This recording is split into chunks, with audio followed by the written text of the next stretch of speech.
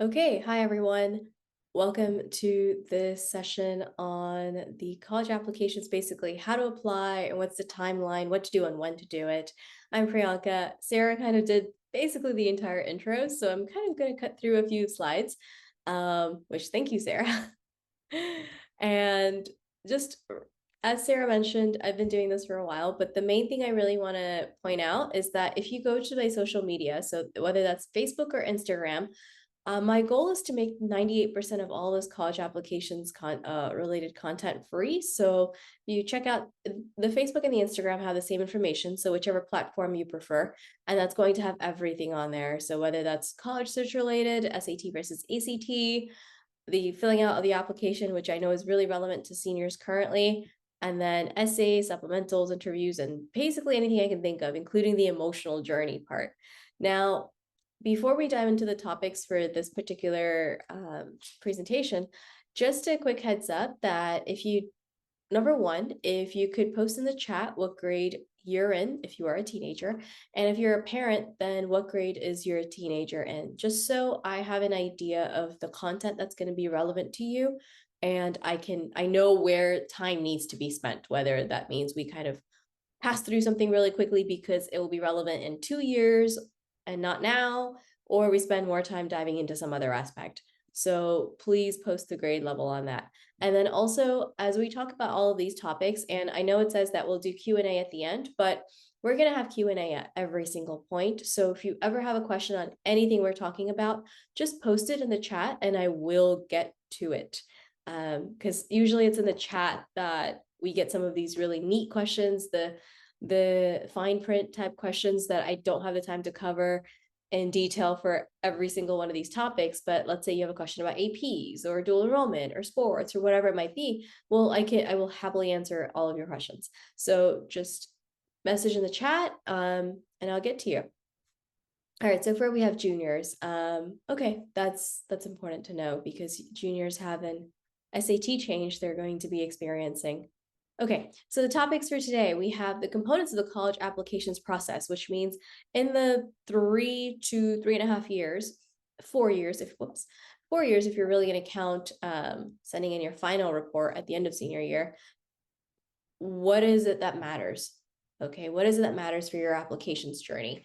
And then the timeline, because I think we all want to know what is it that we're supposed to be working on at any given point in time. And then a little bit about the digital SAT versus ACT, just a very, very quick overview. I'm talking one slide because this is actually a whole different presentation, and that presentation is available on the library's YouTube page. So by all means, if you haven't had a chance to and you'd like to learn more, please check it out. Then we'll talk about the research process of, hey, we are still looking at colleges or we don't know where to start. What is it that we're supposed to do? We'll even go a little bit online and look at some of the resources. And then finally, what should you do? Because it's very important to walk out of the presentation with concrete steps of what it is that you should be working on right now. And since we have juniors, at least from what I've gauged, yeah, it seems like we have juniors right now. So we'll kind of tailor it to that as to what you should be working on now that you're a junior and senior year is going to be coming up soon enough and what your priorities should be. And finally, we'll just conclude and do a final Q&A. But like I said, post anytime if you do have any questions related to whichever topic we're on. All right. So with that said, the first part, which is components of the college applications process. Now, with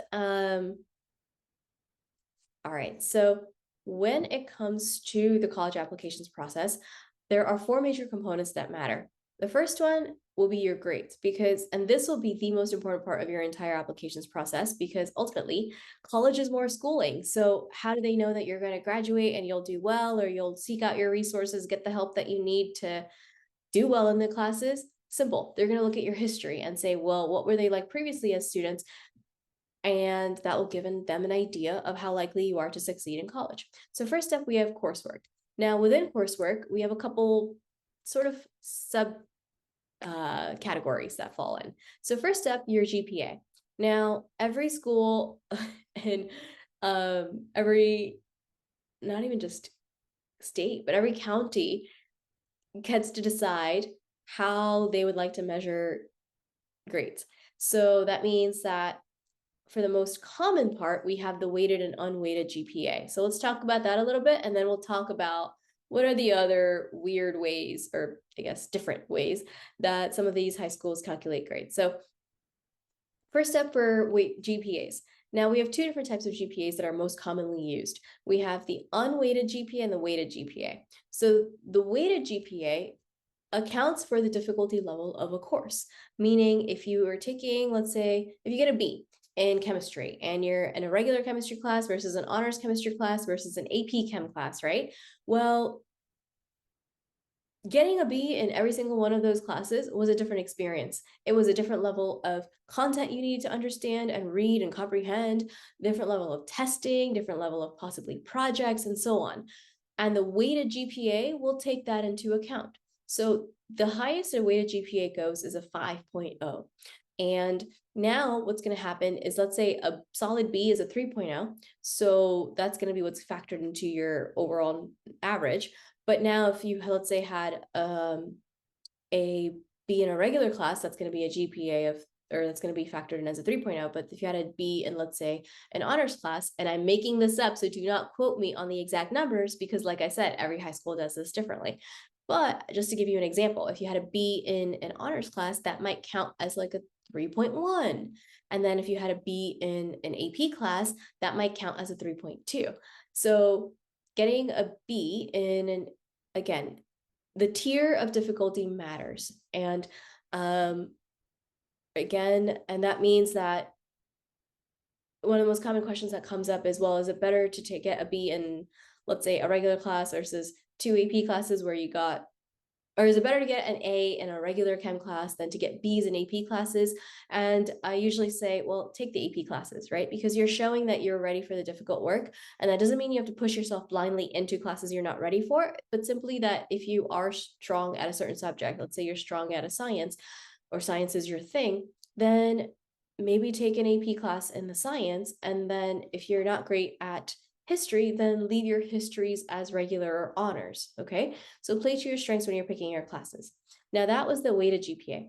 The unweighted GPA, on the flip side, it does not care what level of difficulty your class was. So now it's basically saying a B is a B is a B. So it doesn't matter if it's regular, honors, AP, a B is a B is a B, and that's it.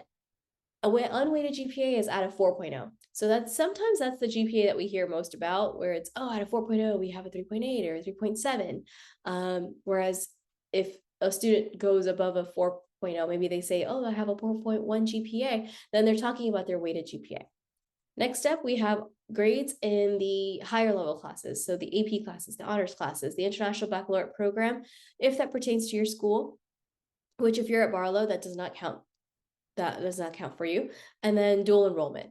Dual enrollment has different names in different just states, counties, everything. So the premise of dual enrollment is basically that you are in high school and you are taking college classes, not college level classes as in AP classes, which require that you pass an AP exam in May, and then based on your score, you get college credit. Not that.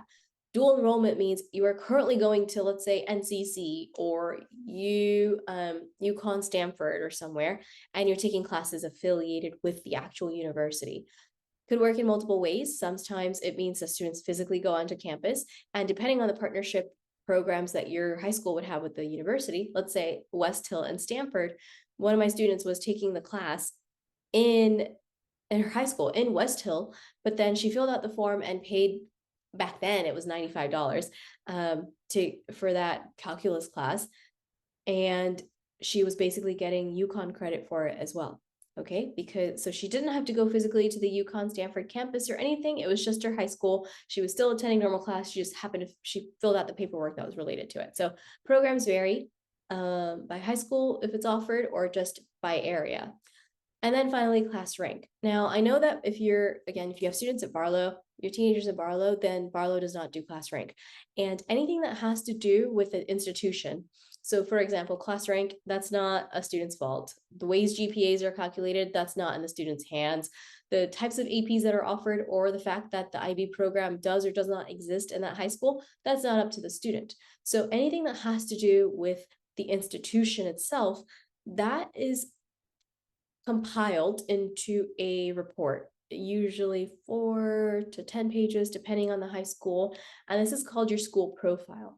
And that school profile, your guidance counselor will send over to the university so that the university has an idea of the high school's mission statement, vision statement, average GPAs, average SAT scores, ACT scores, APs that are offered, and every high school differs as to what else they put in their school reports. Some high schools will put in the colleges that their students tend to go to, or the extracurriculars that are offered in terms of sports versus clubs, and so on. So what universities want to see is that you're taking advantage of the resources that are available to you, not necessarily trying to, they're not going to count it against you if you're not part of the IB program when it wasn't available for you.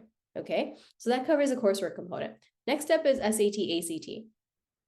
Now, like I said, this is a whole different presentation, but I will say that a lot of the universities that went test optional due to COVID are now rolling back their guidelines, and they're mandating the SAT exam or ACT test score. So if you're currently a junior, then plan to take the test. Basically, the current seniors are sort of that last batch of students who are going to get away with this test optional policy. After that, it's really starting to mandate their testing requirement again. So plan to take the test. Make sure you have plenty of time in terms of the time you give yourself to prepare for the exam, and then the energy you're willing to put in, because it matters. Your score matters. Okay. And then we have personal side. So the personal side will be your extracurricular activities. Now, extracurricular activities are anything that you do outside the classroom. So yes, that will be your sports and clubs and volunteering and jobs, but that also includes hobbies. So I've had students who, excuse me, for over the period of years, she taught herself guitar, and she bought it off of somebody and a family friend, and then she went on YouTube and taught herself guitar. That counts. It does not have to be officially registered with some organization or something. You taught yourself guitar as something you do in your free time, that counts. I've had students who enjoy reading, and they put that in there, or one of them enjoys making fudge, and she put that in there. And another student taught himself Photoshop because he really liked playing around with graphics, and he thought he wanted to be a graphic designer. And I said, okay, well, let's find out if you like it in the first place. So he downloaded the trial for Adobe Photoshop and took a Udemy course and kind of taught himself some nuances to see if he actually enjoyed it. So that all counts. Family responsibilities, and that does not count your chores, that we are talking about heavy responsibilities that would have prevented you from doing anything else outside of your home. Okay, so let's say helping take care of an elderly relative, helping take care of younger siblings while your parents are at work, those types of things count, or having a job to help support your family financially, those aspects count. Okay, after that, we have academic honors and achievements. So you have your honor roll, you have National Honor Society, or any honor society, whether that's Math Honor Society or a Language Honor Society. And then with, let's say, Barlow as an example, and I'm just assuming everyone here is at Barlow, but if that's not the case, then please let me know what other high schools I need to factor in. But let's say for Barlow, there's an in-school project called the Junior Writing Portfolio. And for the juniors, that's what you have to focus on. It's coming up. And for the Junior Writing Portfolio, while it's in school, it's not this nationally recognized or state recognized or anything. It's a school-wide project. But getting a 6 on a portfolio, that perfect score, is really difficult. So if you get a 5.5 or even a 5, that's something you could write in your honors and achievements. Okay, so it's not limited to things that you feel everybody would know about. It could be just something that's really specific to your high school. Okay, then we have your college and supplemental essays. And with college and supplemental essays, now, you know what? Let's actually just talk about it now. I'm just going to hop over to that slide so we can discuss it a little bit, and then we can move to the other part. So, oops, this one. Yes. So with college and supplemental, the personal statement, here's what you need to know. Minimum word count is 250, maximum word count is 650. So with all the students that I'm working with their college essays, for me, the minimum is about 400 words. Not this 250 is just because that's what you have to put in this text box. If you write anything less than that, then I'm sure we've all seen these like surveys or those forms you have to fill out online where there's an asterisk, and then the moment you don't fill that out and it just doesn't let you move on to the next page, and there's a red little strip that says, mandated or it's required, this field is required. Basically, you'll get something like that. So if it's 249 words, you're going to get a little red strip that tells you you don't have enough word count, and it's not going to accept your essay. If you try and go more than 650 words, which is also a common place to end up in, because 650, it's just, as much as it seems like a lot of words, when you start writing, it's not a lot of words. So let's say if you try and go to 651, what's going to happen is every extra word after that 650 mark, the little box will end up cutting off. So it's just not going to be included. Now, topics for your college essay are, again, there are 7 different topics, and this is a quick summary, but of just gleaning the highlight words from each of those questions. But we have expand on your experiences. Maybe there's something that's a part of your personal identity, interest, hobby that you feel we need to know more about. Maybe there's something you do that you tend to lose all track of time. And what is that? Tell us about it. Share. Why are you so interested in it? Then if there's an obstacle that you faced, what was it? Or if you've had a moment of period or of personal growth, a period of personal growth where you challenged an idea or belief, or you went through hurdles or whatever experiences, then tell us about it. Or there's one question that actually, most of these questions have been repeated for at least 6 years, but then over COVID, one of them changed to, well, if there's something that you're grateful for or someone you're grateful for, who are they or what is it? And then again, tell us about it. So those are the major topics that come up. For all of you current juniors that are on the call, your college essay topics actually come out in January or February. So between January and February, Common App will release those topics. So not saying that it's going to be your priority at that point. I'm simply saying you will know your topics well in advance. There's no, oh, we started summer and now we're going to think about our essays, but not do the work for it. There's none of that. You know your topics way in advance, at least 6 to 8 months in advance. Okay, and then the question number 7 or prompt number 7 is always share an essay of your own choosing. Now, that's your college essay, but let's move on to what supplementals are. So supplementals are these mini essays on that some, but not all universities will have. Tend to be very common with private universities, some with state, but not always. So questions for the supplemental essays could be why us, or they get really creative and they're like, if you could solve a world's problem, what would it be and why? And then one of my students applying to University of Chicago, they have 7 different options, and it's weird questions like exponents and radicals and like plus and minus. How opposites are really important to have. Explain a type of opposite that exists, and then tell us more about it. Is it important? What does it do? What impact does it have? And so on. So, and there's something about poetry in there too. So you'll have something like that, or you might have a quote from the university that this is our motto, this is what we stand for.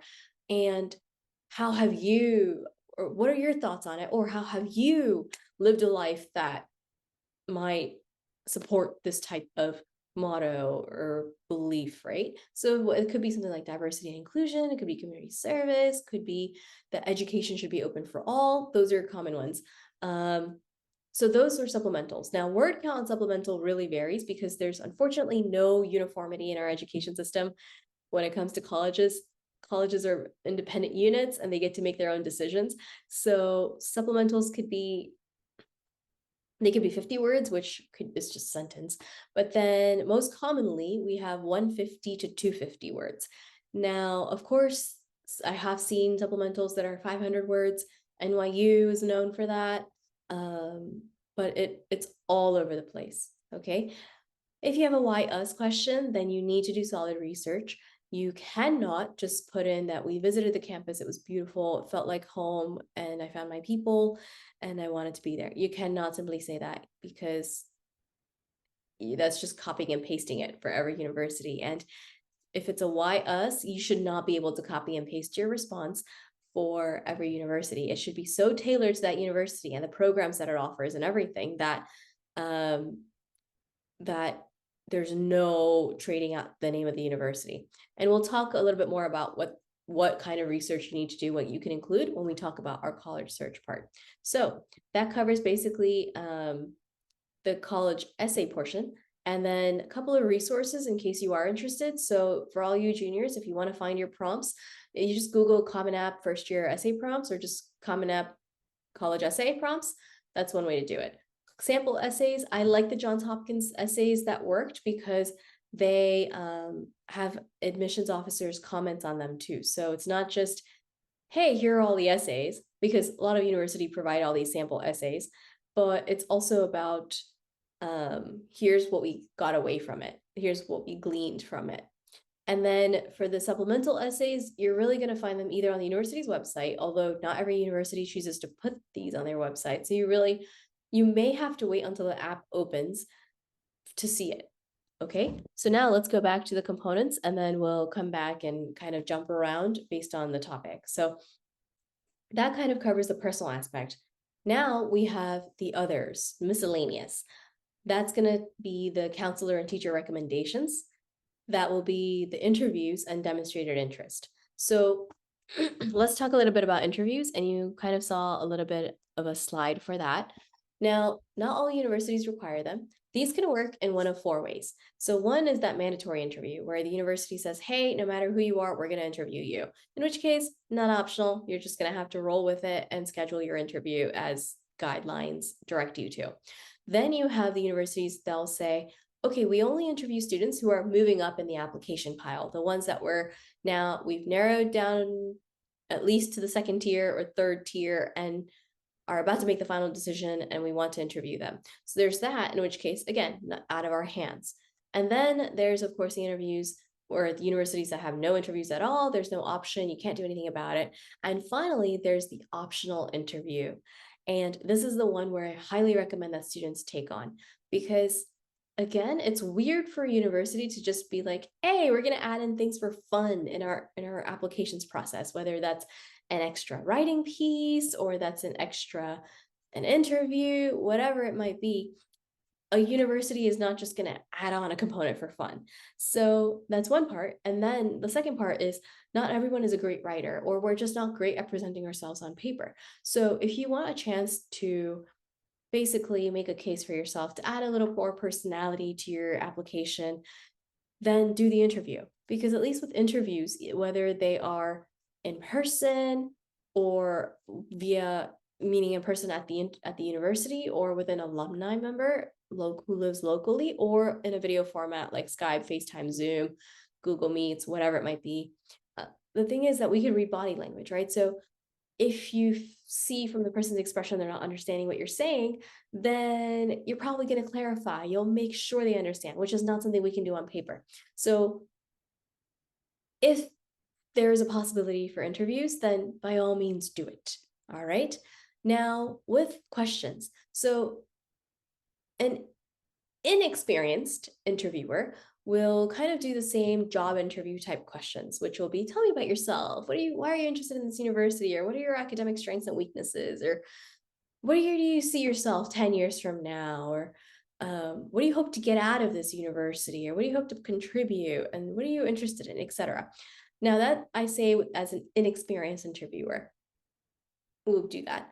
But an experienced interviewer, that alumni member, the person who's sort of on that kind of the age range of sort of like old enough to be our parents type age range, they're going to understand that, you know what, they're talking to these 17-year-olds, nervous 17, 18-year-olds. So those interviews are not going to have this crazy formal structure. Instead, it's going to be a nice conversation. It'll be a conversation of, hey, what did you do last summer? Or what would you do this weekend? What do you have plans for? What do you do for fun? That kind of thing. And they'll get the information they need, but what they're really trying to do is figure out your vibe, because the university will have a certain vibe, and this interviewer is trying to figure out, will you be happy there or will you be miserable? Okay, so no, they're not expecting you to know what you are going to do with the rest of your life. They're just going to, again, it's going to be a conversation, and you won't even feel like you were interviewed. Now, with that said, what I recommend doing, whether it's a virtual interview or an in-person interview, is if you, let's say, have hobbies like art or something that's kind of visual based. So whether that's, let's say you play an instrument and maybe you have a quick clip, quick clip of you playing at a concert or whatever it might be, or if you're in a cappella and you have a performance or whatever it might be, then I recommend either having it pulled up on your screen. So let's say let's say this was an interview, I could say, hi, so I really love theater and we were really crazy busy working on this latest performance. And if you're interested, I have a short clip that we could look at. Or I really love art and I know I'm not taking any art related classes or anything, or maybe I am. But if you'd like, I kind of have a few pieces of pictures of a few pieces that I could show you. Okay, so recommended that you have some kind of online visual thing. And then if it's an in-person interview and you could pull up your iPad or computer or something just to be like, hey, look, here's an option for you to look at it. And then here you go. Let's take a quick look at it. So you're not forcing anybody, you're making the offer. If they say yes, you can pull up your stuff. If they say, maybe later, then now you know, okay?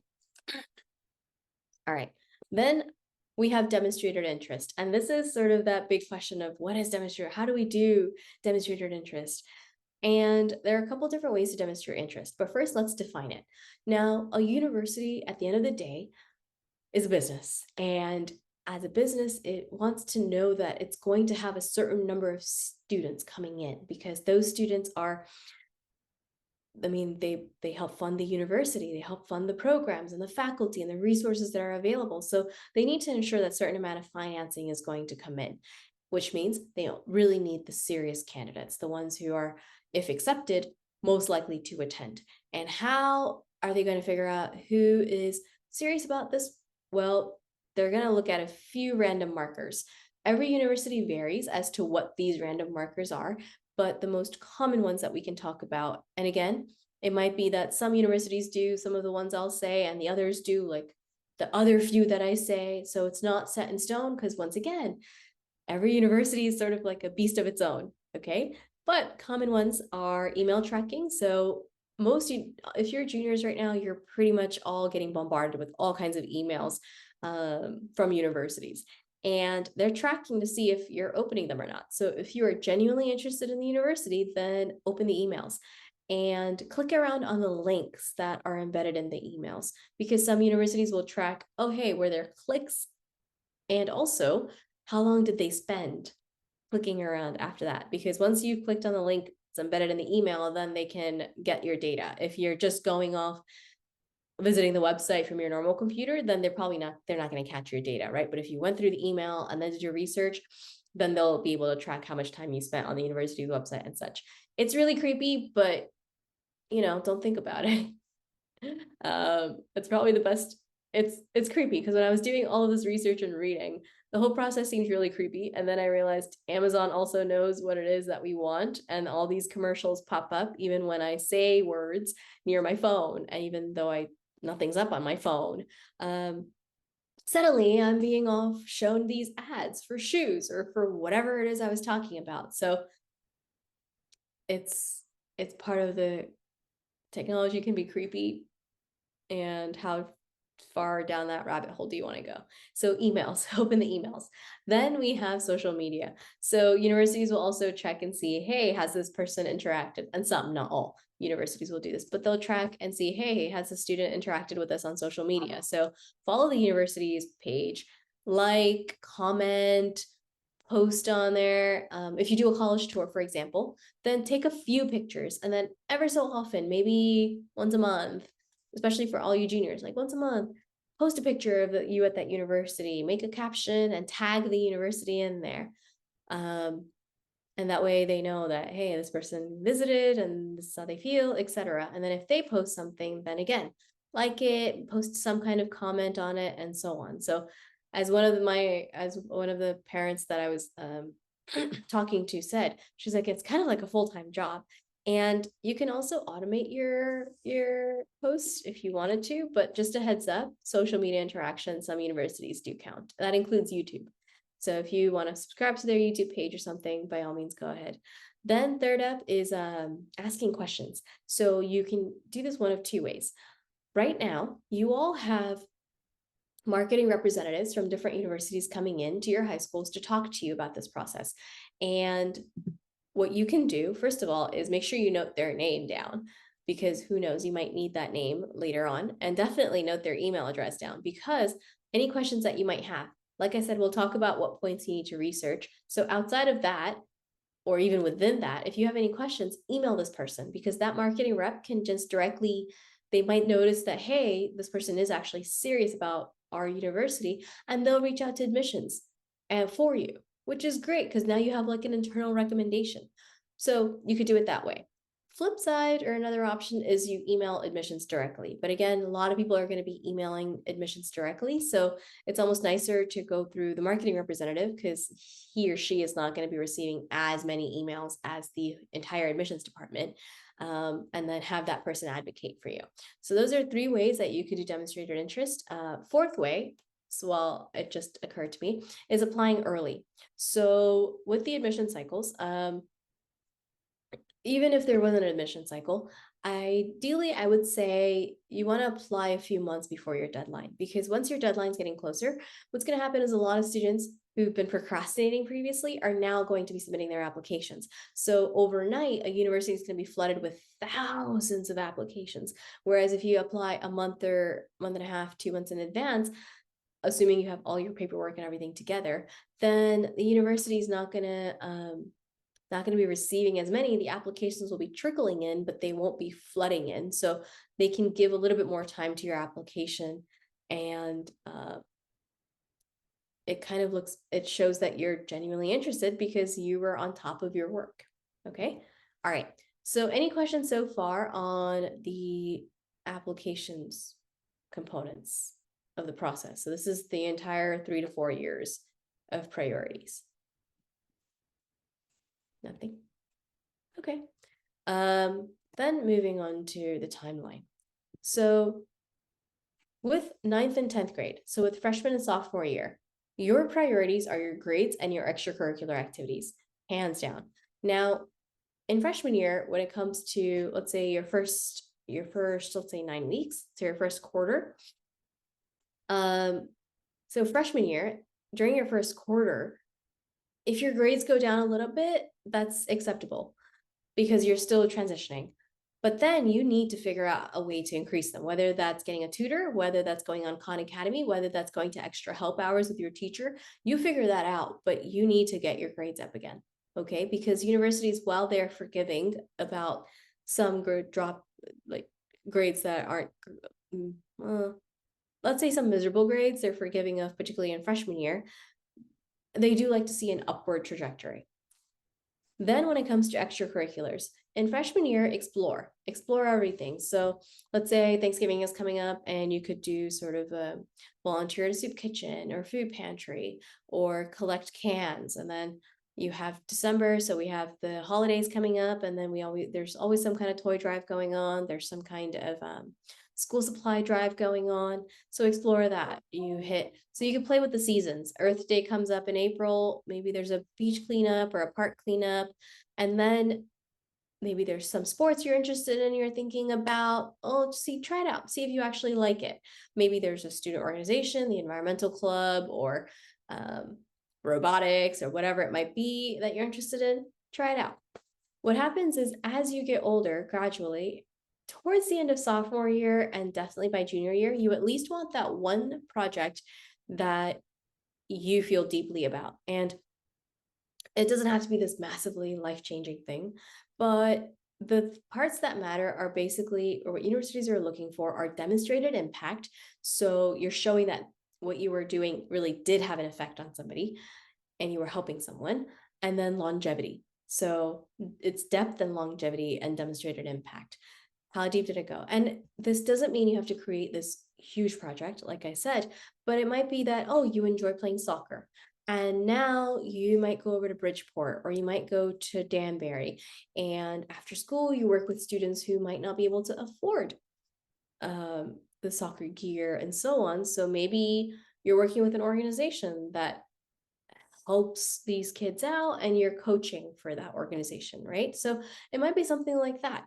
Whatever it is, find what you're interested in. It could be a job, could be um, a club. So I also had a former student who they're really into the helping the military and vets.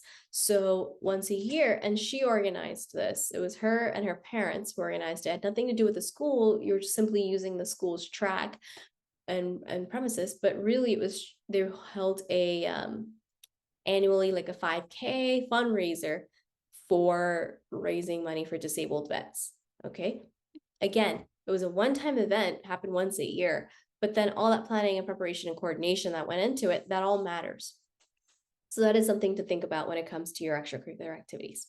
Then college tours, ideally by sophomore year, you'd want to start, and definitely into junior year and senior year. But senior year, we're going to take a look at a deeper timeline. But for now, just know you're really not going to have as much time as you think. I mean, mostly it's going to be doing junior year and probably in the summer, but senior year is going to be the current workload that you have with the sports and your extracurriculars, plus your classes, plus other college stuff. So you might not have time to go out and about to tour universities.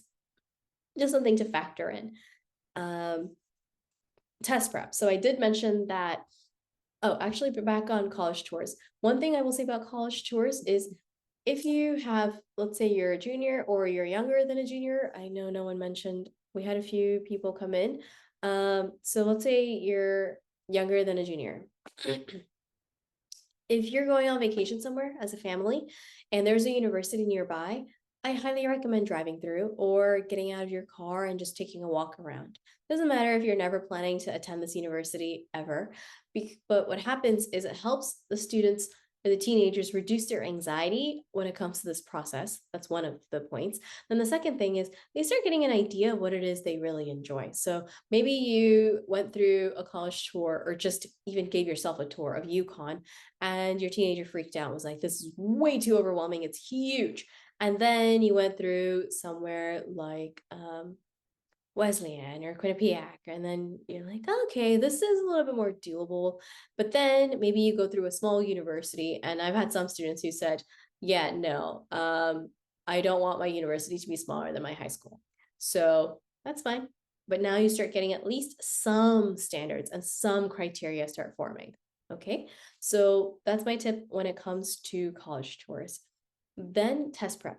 So ideally, now I know we're into the junior year, but for anybody who's not yet a junior, ideally you want to test prep in the summer between sophomore and junior year, because that is basically the freest you will be. That's the most amount of time you will have, because that summer is going to be really busy with your college essays and supplementals and your applications process. So your application itself, collecting your recommendations and so on, which it sounds like a lot and it sounds really stressful, but if you basically divide this out, you're working on something at every point, but it's not so overwhelming that you feel like you're falling apart.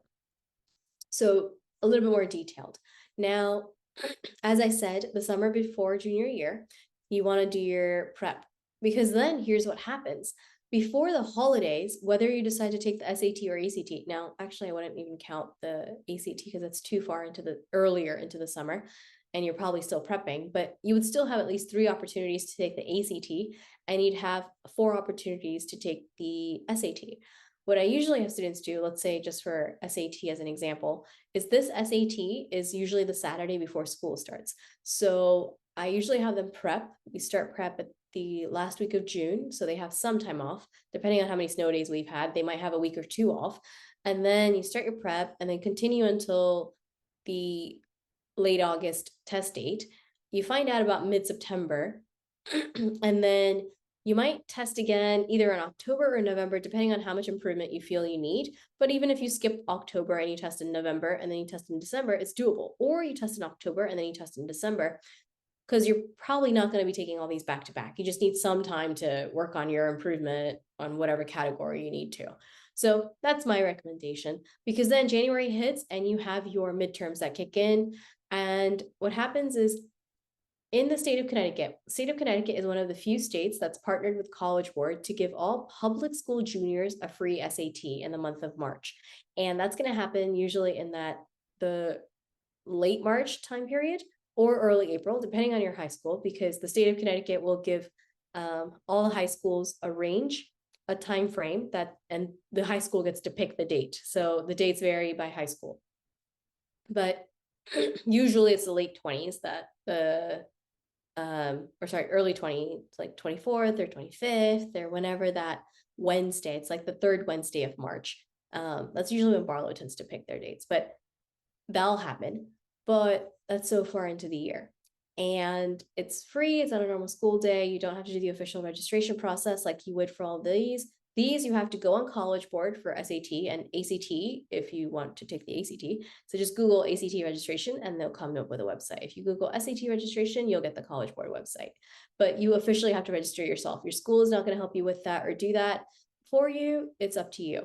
But it's very direct. So unless you're asking for accommodations, in which case you need to talk to your guidance counselor. But the one in March, you have to do nothing for except for show up on a school day. So what happens here is if you start your testing in March, which the current juniors will probably be doing and the ones who are attending the presentation, well, then what's going to happen is you have spring break here. So a lot of students tend to go away for college tours and so on. And then you come back, it's usually here somewhere. Yeah, and then you come back and your teachers are hammering you with AP stuff. So you have AP exams in the first 2 weeks of May, and the SAT is the first Saturday of May. So there's a lot of overlap. There's a lot of competition for study time. This is the time frame I tend to lose most of my students in, which means it's not like they just drop out. It's simply that it's hard to schedule discussions with them because they're so busy, and it's legitimately busy. It's not like, we stayed up late talking to a friend, but they're legitimately busy working on school projects or AP work or whatever it takes to round out the quarter and work on the new quarter or whatever. And they don't have time. So that means as a parent, if you're investing in a tutor or something, then chances are you're probably not going to get your money's worth in this time frame just because there's too much going on. I mean, students have that workload they still have to manage on top of the SAT prep. And since SATs you can take them again, you want to focus on your coursework and your AP stuff because those you can't just redo. So that's a factor. And then of course, same thing happens in June when you have finals. So again, there's competition for study time. So it's a little bit of a struggle. I'm not saying it's impossible because students have still done it, but it just means that when you do prepare for the March exam, you really should start in about January or December. And that way you get all the heavy work, the heavy improvement out of the way by March. And then you're just doing the polishing that, I really am bad at main idea passages. And now let's work on those types and clear that up. Or I'm bad at the geometry questions on the SAT and let's clear that up or whatever it might be. So that's my recommendation on that. And we kind of already talked about the rest of this, but any questions so far? Just making sure I stay away of time. Okay, then when we're going into senior year, so what's going to happen is now the last week of June, my students and I would start working on their college essays. And that takes about 2 weeks at minimum. So I'll at least get us into mid-July with the doable, workable rough draft, because sometimes we get so close to that draft that we need some airtime and breathing space so that we can look at it again later. But at least some acceptable version is ready to go by mid-July. And after that, we work on supplementals, at least for the universities that have made their topics known, we'll start working on that. Then August 1st, the applications officially open. So now all the supplemental topics are all available. Okay, I'm not saying you have to submit your applications at this point, but all those supplementals and the essays and everything you need to get done, I highly recommend getting it done over the summer, because a lot of students procrastinate and they wait until the school year, but remember, you have other stuff going on in the school year. Okay, and so just to yes, and then so you have other stuff going on in the school year, and then after that, so what we'll be doing, I'm just closing out a few things. Okay, so then what happens? Well, you get most of your writing done. Juniors, this used to be a thing at Barlow, but then things messed up during COVID. But you were supposed to ask your recommendations around May, and your counselors just made you do it. But I've heard, and I don't that they don't do that as much anymore. So just so you are aware, make sure you ask your teachers for recommendations in May. You're just going to do an oral, hi, Mr. or Miss So-and-so, would you be willing to write me a college recommendation? And then if they say yes, some teachers have their own forms that they want you to fill out. Make sure you get that to them. And then some teachers might not, in which case you're going to email them with 3 to 5 bullet points of just memories, traits that you want remembered, so on. So, hey, you remember how I make jokes in class, but I still get my work done? Remember that part. I still get my work done. So it might be something like that. Or, hey, I come in for extra help, or whatever that project was that we worked on. And I was a struggle in the beginning, but then I kind of got the hang of it, and so on. So you have just a few reminders, because again, teachers want to help you, but they also have over 100 students. So they might not remember every single story or incident, and you want to make sure that you don't get a generic recommendation. So help your teachers help you. So you, let's say, ask them in May, you do the written follow-up right then and there. Basically, if they agree, you follow up within the week of just thank you, and here's either the form you wanted filled out, or here are just a few notes that could help jog your memory. Then you start following up in August and just shoot an email and say, hi, Mr. Miss So-and-so, just wanted to follow up, just wanted to make sure you didn't need anything from me for my recommendation. And then follow up every 2 weeks after that. So depending on how urgent your recommendation needs are. I know some high schools have a policy that you're not allowed to ask your teachers for recommendations until about a week or two before your application is due. So if that's you, then don't worry about it. Stick to your school's policy in that case. Okay. And then of course, students are also, you're still going away on vacations, or you're still doing some college tours. And I don't recommend doing college tours between May and June, and usually around the 4th of July onwards. That's a good time to visit campuses, because the May through, let's say, end of June, that's like the summer first semester, and not as many students go back for that first semester. They'll usually be doing their internships or just taking a break. And then second part of summer, they'll usually start coming back to take that really difficult class that they want to get out of the way or something. Okay, so that's a good time to start coming, because then the campus will be more active. So that's kind of where that will stand. Now let's talk a little bit about SATs. So with SATs, you can take the SAT up until the month the application is due. So if, let's say, the application is due November 1st, which is a common deadline, then, and the SAT is, let's say, November 4th, you can take the November 4th exam. However, when you register for the SAT, you will have this option to have 4 free score reports that you can send. Now, officially, there's a cost to sending your score reports after a certain point. But if you use this option, then, like I said, it's included in your original price. So the downside of that, though, is that if you use that option, then universities will find out your scores a few days after you do, and you have no say as to whether or not they see it or not. Meaning, oh shoot, I realized that my score is not that great. Well, too late. The university's going to see it. Or, okay, well, the score was good. That's fine. The university's going to see that too. So that's one of the downsides of what happens when you test in senior year. But again, that depends on your deadline, because you could take, let's say, the August exam and the October exam, and you'll see your scores before your November application is due. Or if your applications are due in January, then again, you could take all of those SATs or ACTs and you'll see your scores. So you get to decide which ones you want to send to the universities. Now, when it comes to the admissions cycle, so the early action, early decision stuff, let's talk a little bit about that. So first up, there are 4, technically we could say there's 5, but there's 4 different types of admission cycles. The first one is early action, and early action is not binding. It's simply a deadline that's early, and it's a good way to show demonstrated interest by going for that deadline. Not binding, just turning everything in early.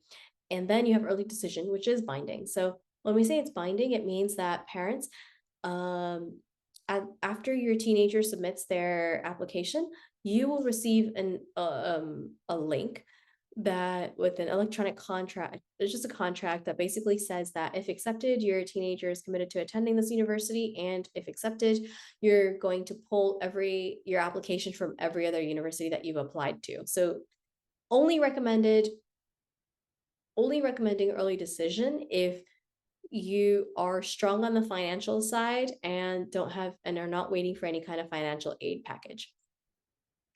Then there's actually something called restrictive early action, and that it's not as common, but you will see that term. You might see that term, but just to have you familiar with what restrictive early action is, it's still not binding, but universities will say, hey, this is the only school you're allowed to do early action for.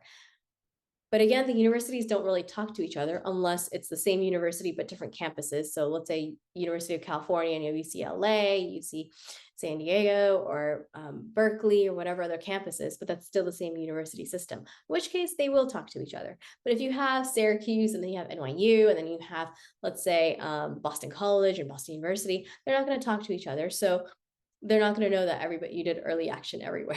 But yes, restrictive early action says, hey, this is the only school you're going to do early action for. Regular is just that one set deadline. Now, early anything, these two are really common for private schools, and state schools will generally have only the regular deadline, the one thing, and you're done. And then there's rolling admissions. Now, rolling admissions means that a university will say, hey, starting from, let's say, August 15th to March 15th, you can send in your application at any point in that time frame, and we will let you know our acceptance decision within the next 4 to 6 weeks of your application submission. So if you are interested in a university that has a rolling admissions policy as opposed to any of these others, then make sure that you're sending in your application early on when a lot of the seats are open, as opposed to later on when students who might have been rejected from some of the other universities they wanted to go to, or seats have filled up at that point. So that's what's going to happen towards the end. So make sure you're applying early for any of the rolling admissions that you're interested in. Okay.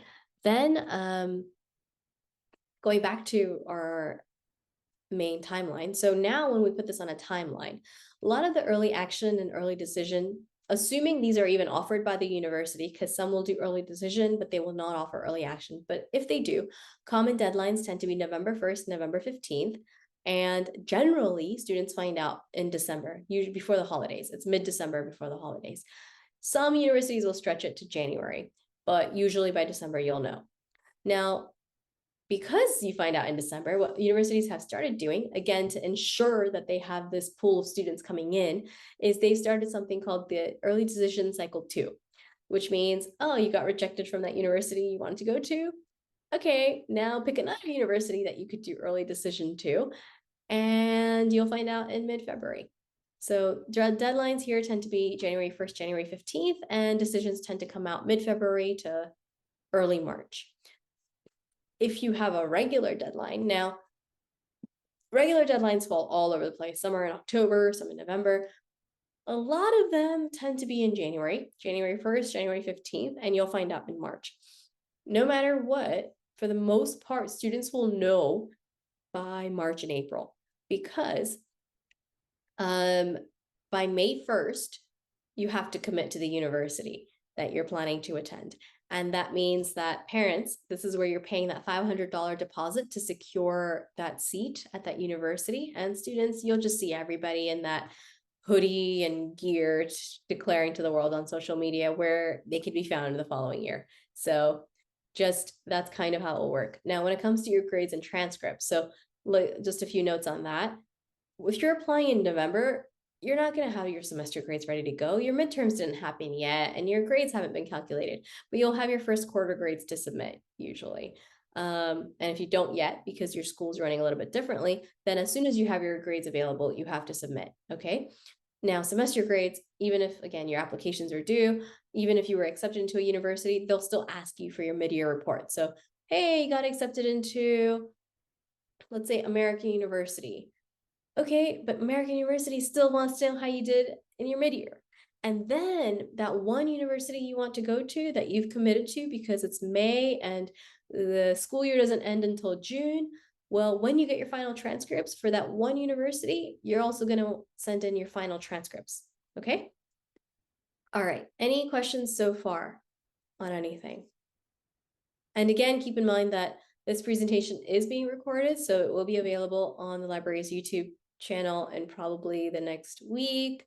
And then also the slides will also be sent out for this. So everything that you see, you will also receive in your email. All right, so testing overview. Just a quick one slide. Now, current juniors, you guys are about to experience a change, and you probably will notice that when you took the PSAT, which is everything's digital. The SAT, at least, is digital. So in the new format, you have 54 questions in the reading section in 64 minutes. It's divided into 2 sections, and the format has changed. You now need to know vocabulary, which they originally had before 2016, and then the 2016 to current version changed and took out all that vocabulary portion, and now the new version is bringing vocab back. So there will be some vocab words you need to know.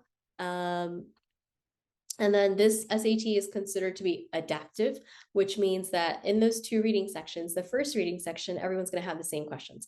But then the software is calculating your strengths and weaknesses and so on, so that when you do that second reading section, it's now tailored to you and your performance.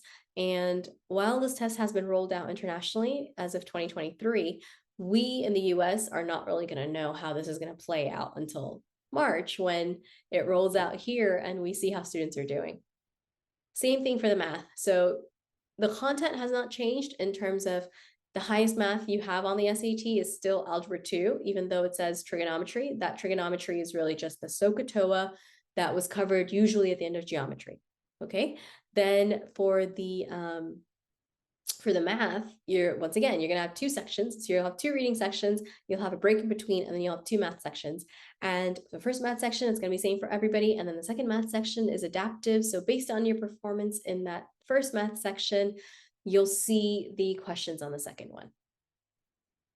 And now for the ACT, it's still a paper-based exam. They did have changes that were supposed to roll out before COVID, and they still left it up during COVID. But I think that whole plan has been scrapped because there's no longer any kind of information about the digital option for the ACT anymore. So still on paper. And reading, it's going to be 4 reading passages, 40 questions total in 35 minutes. 60 math questions. And this one, the topics they include pre-calculus and include trigonometry, real pre-calculus and real trigonometry. So surface level topics for all of them, not some crazy in-depth thing that you might do in math class, but you do have to know you have to know more topics, basically. Okay, now notice for time, SAT, you will always have more time than questions.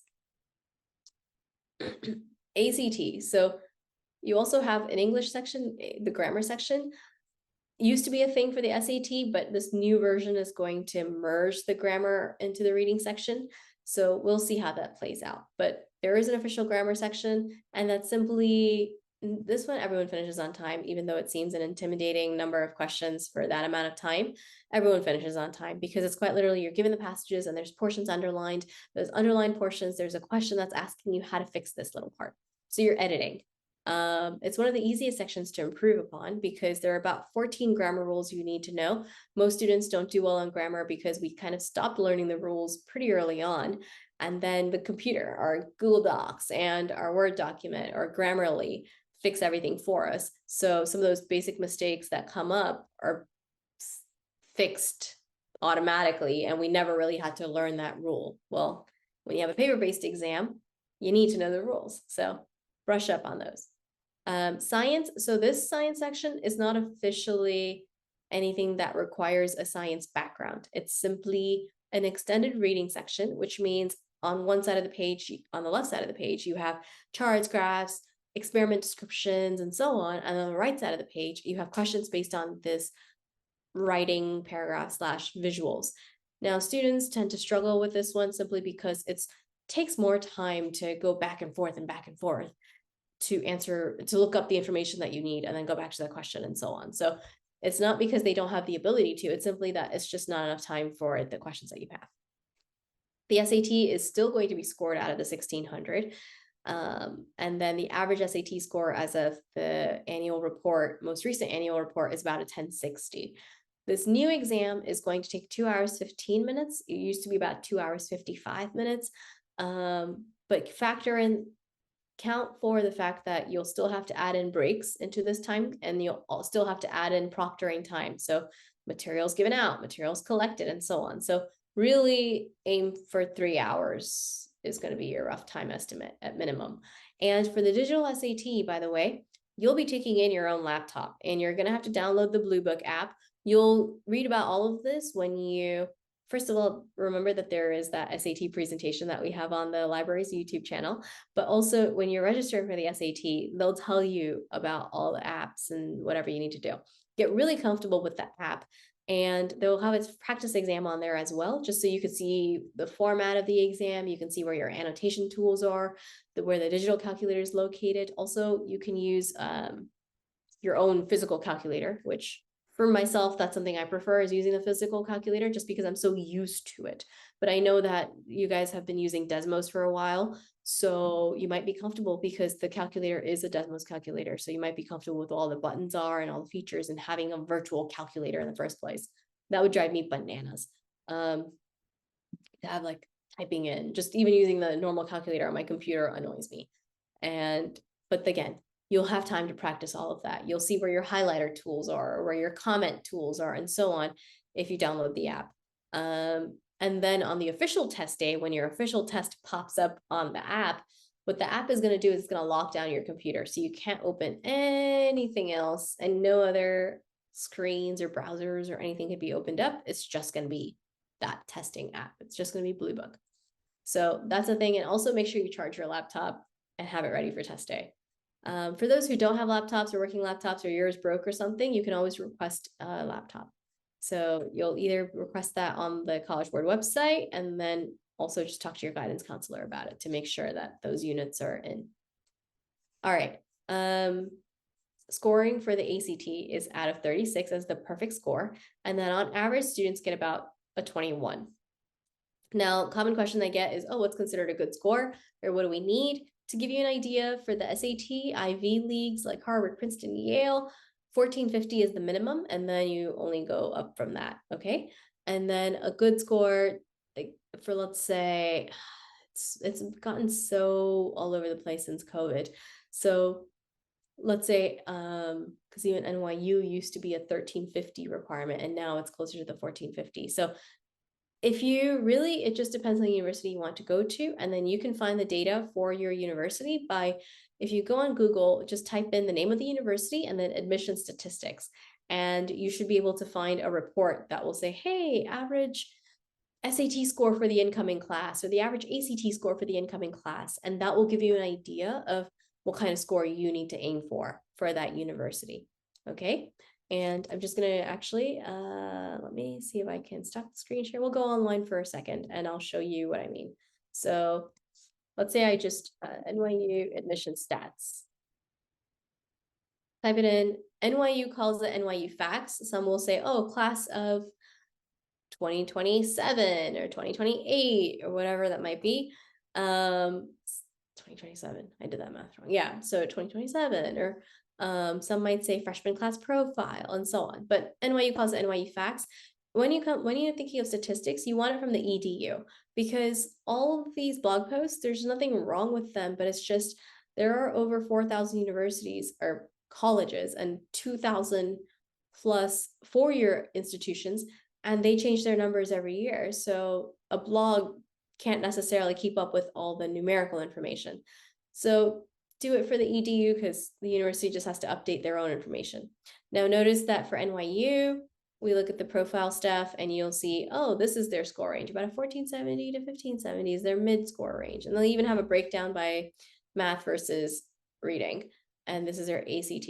And then NYU also chooses to give us like an unweighted GPA estimate. And there's usually a financial aid aspect and so on. So check out those stats. They'll help you figure out where the university stands.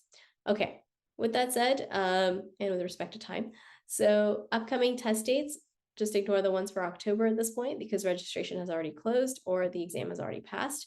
But these are all the upcoming test dates. And I put an asterisk for the March one because If you're at private school, you can register for the March exam. If you're in a public school and you're a junior, then you have your in-school exam, which is going to be, again, on some day in March 20 something or April something. So then you don't have to worry about that part. Okay. All right. Any questions so far? If not, we'll continue to the last section of our presentation and then before we wind up.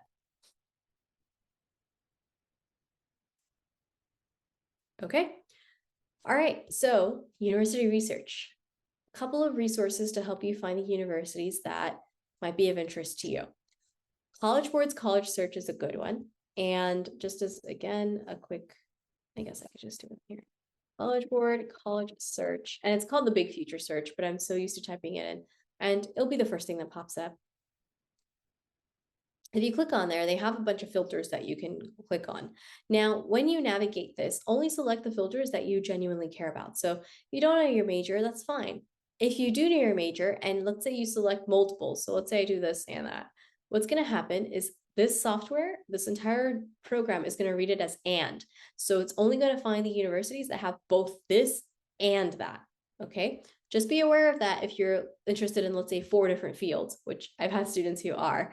And then they wanted to make sure that the universities they want to go to have those available so that they can explore them and see which ones they actually like. So that's fine. But just, again, be aware that it's an and, not an or. Location, so you can pick the states that you're interested in. Let's say, you know what, I'm just going to blanket randomly pick at the moment, just with respect to time. Normally I tend to be like New England and we'll do that, but I'll still try a little bit. Okay, and then continue. So show the colleges and it narrows it down. Then you might be able to say, okay, but we want only 4 years, but I don't really care if it's public or private. Anything you don't have a preference for, just leave it blank. And look at that, we narrowed down further. Then maybe it's affordability. So how much of aid does the university offer and so on. Then it might be campus life. Campus life is the size of the university. So maybe we don't want something too small. Maybe we want something that's in the medium to large category. If you have a location preference in the middle of the city, somewhere in the suburbs, or somewhere in the rural areas, any kind of extracurricular activities that you prefer. So I've had students who, let's say, play the cello or an instrument, and while that's not something they're studying in school, but it's something that now they still want to be able to participate in when they go to college, right? So maybe you want something of that sort. Musical theater. Disability support is important too. So then just show the colleges depending on that, and look, it narrows down further. If you log in, every student at this point has a College Board account. So if you log in, they'll also help you figure out your reach, match, and safety.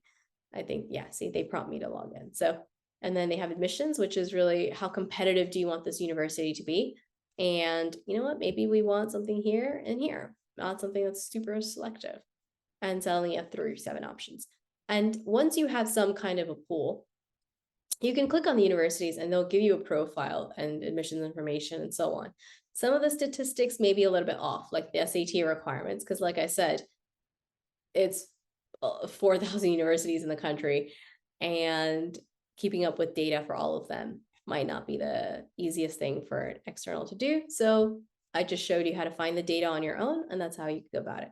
Now, once you have that, so that's College Board Search. Naviance can also help you out.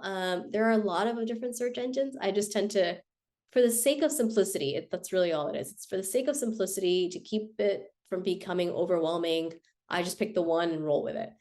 Then you can check out campustours.com as a way to schedule your tours, or you could directly go on the university's website or Google NYU College Tour, and then Google will direct you.